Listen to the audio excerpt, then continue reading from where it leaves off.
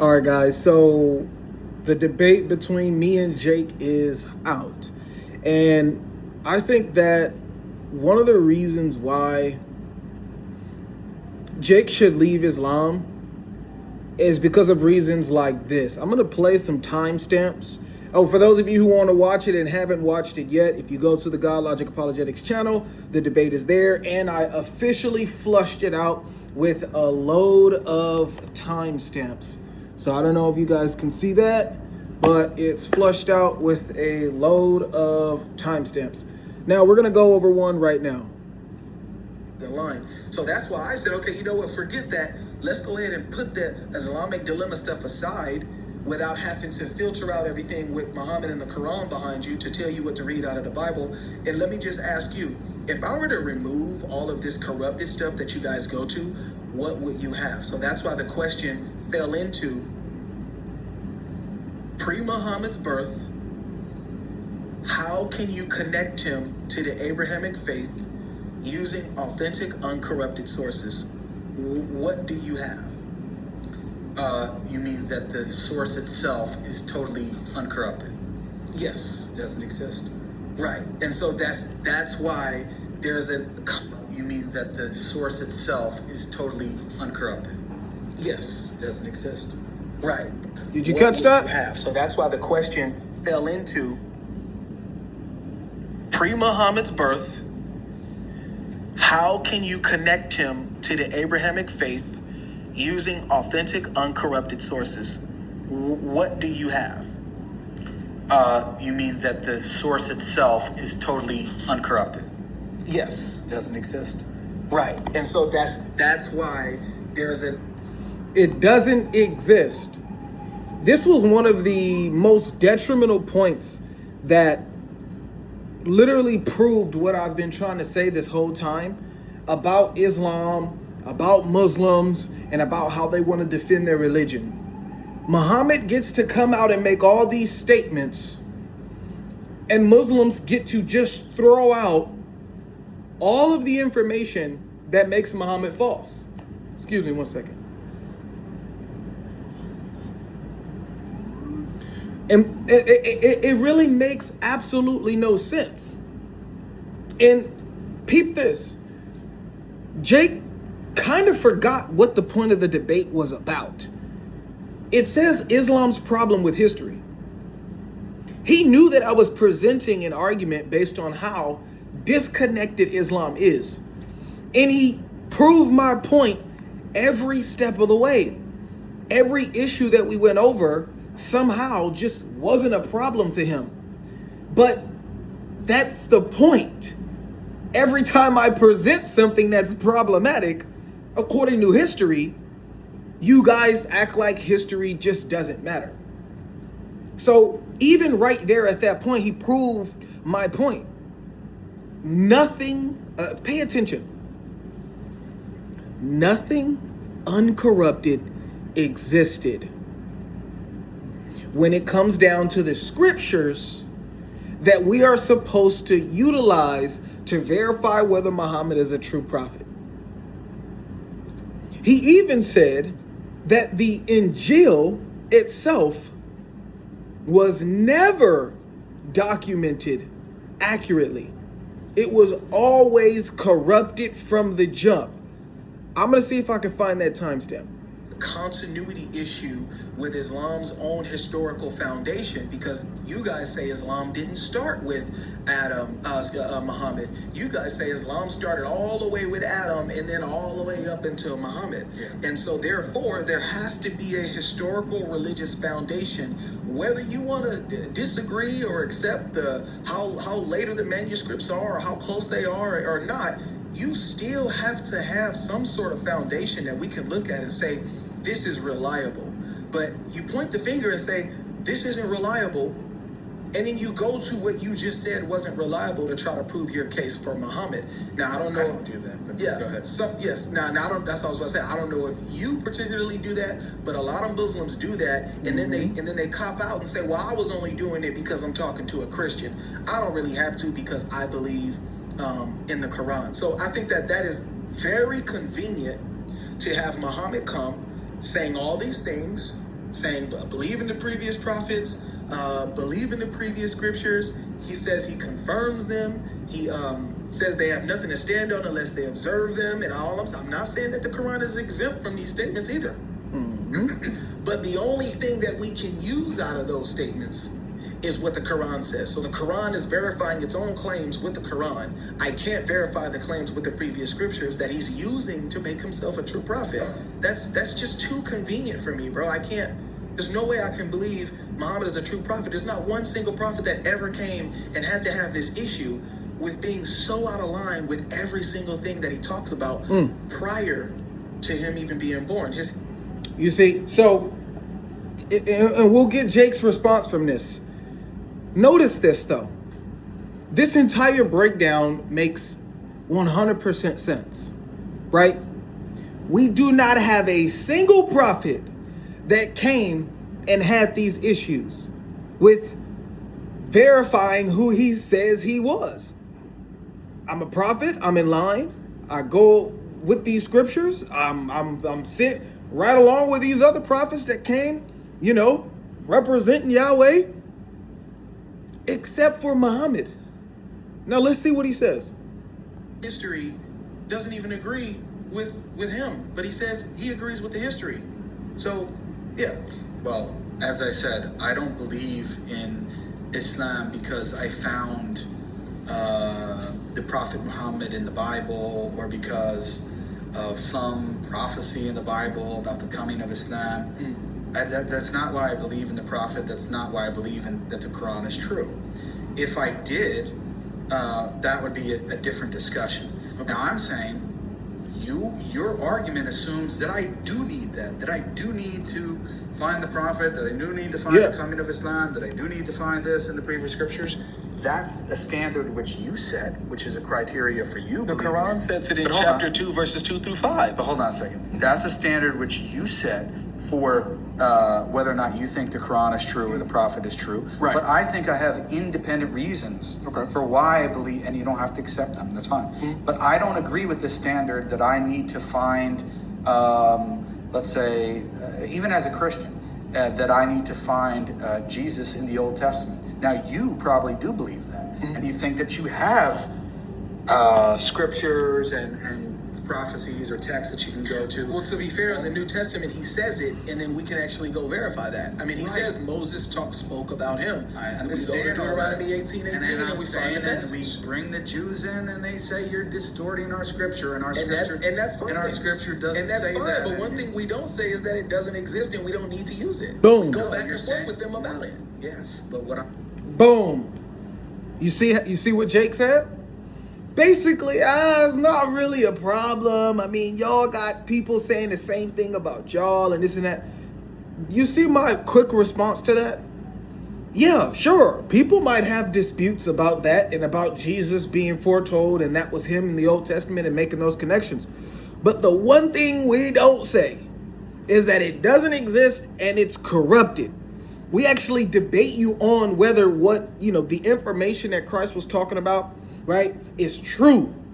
We don't go in it and find issues and say, the reason why we have all these problems is because somebody corrupted it, altered it, distorted, changed it, and therefore they just never documented the information properly. That's why Jesus is actually telling the truth about what he said, but we can't find information on it. That's the Muslim position. That's not our position. When we can see in the New Testament, it talks about Moses foretelling a prophet to come. We go into the Old Testament and we find that prophecy. Then we go into the New Testament and then we find there's connections being made between Christ and that prophecy. We make these connections and we put them together, and we don't have to reject any other passage or say somebody distorted something because Jesus isn't in line with the Old Testament. This is why Jake doesn't understand this. Jake is not getting what I'm saying. And so this is the reason why claiming everything about your religion is true when it comes down to using historical documents, but all of a sudden when those same historical documents is being used, destroys your religion, it shows that you have no continuity and you're just saying stuff and you're making excuses. Now pay attention to this too. Jake keeps going away from what I'm actually saying. He's just dismissing what I'm saying as a problem and saying, yeah, I see what you're saying, but I don't think it's an issue because you just don't agree that what I'm saying is true. But what I'm saying is an issue if he was to accept, yeah, you're right, but you just dismissed everything, so therefore it's all good. That's not how it works. Now, watch this. We're going to go to the Testament of Solomon. Watch what he does here about this fake fairy tale made up story that somehow made it into the Quran. He obviously does the same thing too, but notice how he's going to start crumbling when I start pressing him on whether the story is actually true or not, to the point where he makes some crazy blunders about what a real story could or could not be. It's insane. Let's check this out. Repeating this, and I'm not saying it in a bad way, but you keep repeating that this is folklore and this is this and this because And that's you why already. but I did the research. It's not No, because hold on it's a not second. because it's anti-biblical.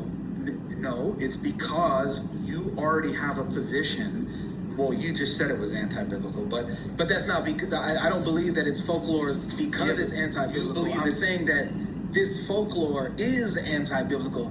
That doesn't. What's the reason why you believe it's folklore?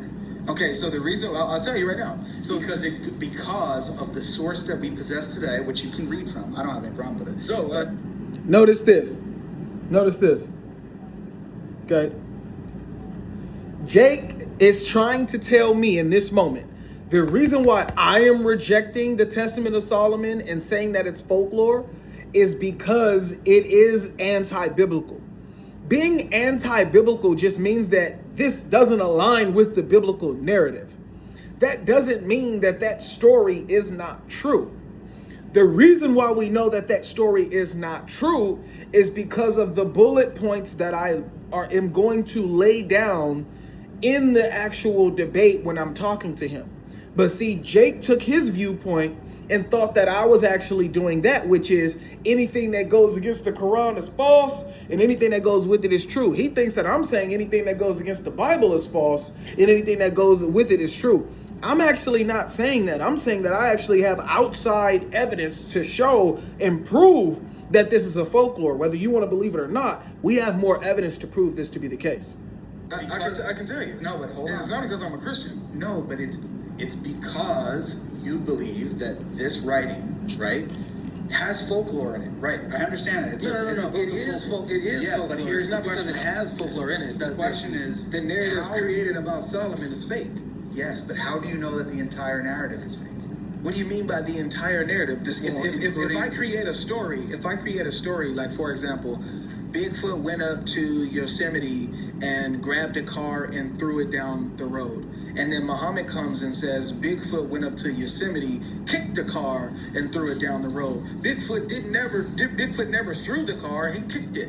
Is any of that story true? Well, there's a part of the story that's true, which is None of the story is true. No. With Bigfoot word- doesn't exist, so that Exactly, could but have I'm never saying, happened. I'm saying it's not. It's disanalogous. It's not analogous because in the example of Solomon was a real figure. We agree about that, right? Okay, so let's implement a real figure. Let's say Michael Jordan did that. Did what? Sorry? Went to Yosemite, grabbed a car, and pushed it and threw it down some rocks. And then Muhammad comes and says Michael Jordan went to Yosemite, Yeah, but- kicked the car, and it fell down some rocks. But life. I'm just asking, did that happen? But Now that we put a obviously- real person in there, But did the obviously- story happen? But I'm not. You didn't let me finish. Okay, go ahead. I'm not saying just because it's a real person that is in and of itself enough.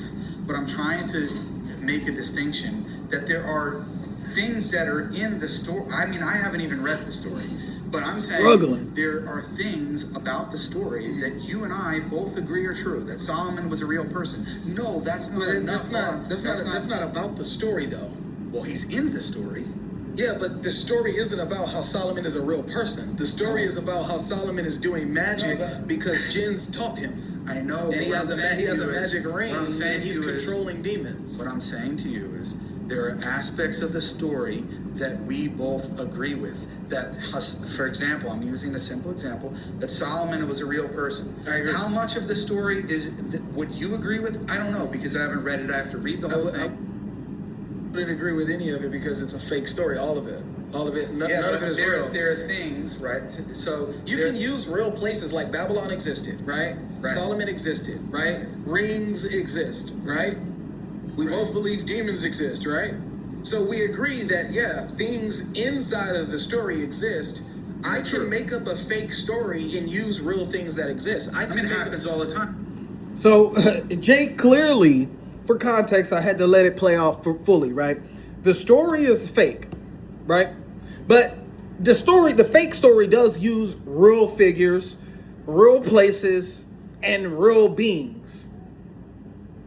I'm not arguing that the people used in the story are not real and didn't exist, or the places were fake too, or I'm not arguing. I'm saying the story in itself is fake. That's why when I threw a real person in there, like Michael Jordan, when I gave the Bigfoot example, he still crumbled in trying to respond to that because he literally realized his position makes no sense. If I tell a fake story and I use real people in a real place, for example, I'm in New York right now. If I say that Michael Jordan just jumped across a building and slung spider webs out of his hand like Spider-Man in New York, right past my window, right here, right, right past my window, Michael Jordan just flew past y'all like he was Spider-Man with webs. None of the story is true. Just because Michael Jordan exists and the place New York is a real place. Jake clearly, I don't know if he's purposely misunderstanding what I'm saying right here, or if he is just caught and he's trying to debate about a story he's never even read. I think the best option for him at this point was to just tell me, I'm very ignorant on the Testament of Solomon. Let's actually talk about something else. And I would have moved on. The thing is he tried to argue that what I was saying didn't matter to him, even if he's ignorant on it. It's not an issue. Which I'm not saying that there aren't things that you can do that with, but this one just isn't one of them. You can't debate me on a story that's a folklore that ended up making it into your Quran. I gave you examples of even Muslim commentators talking about how they understood this story back in their times and how it's put in the tafsir of the Quran, of one of the Quran verses. And then you say, well, it's still not an issue, but I'm ignorant on the story. I can't really rebuttal it that well, but it's still not an issue. I think that any Muslim watching this, and Jake, if you watch this response, I think that you should take a step back, get out of Islam, because your reasons for why Islam is true didn't flourish within this debate at all. Your reasons for why what I said was not true didn't flourish within this debate at all either. It was just pure rejection. And I would say that you should go back to studying the Bible again. You should go back to being a Christian. And you should leave this religion alone. Christianity has overwhelming evidence for its cases, for its stories, for its prophets. It has overwhelming evidence. Okay? Islam just simply doesn't. And I think I did a really good job in showing you within this 1 hour that your religion is very, very problematic when it comes to history. As you even basically admitted by rejecting everything historically that I tried to throw at you as if it just simply wasn't an issue. I think that's problematic, but let me know what you guys think in the comment section.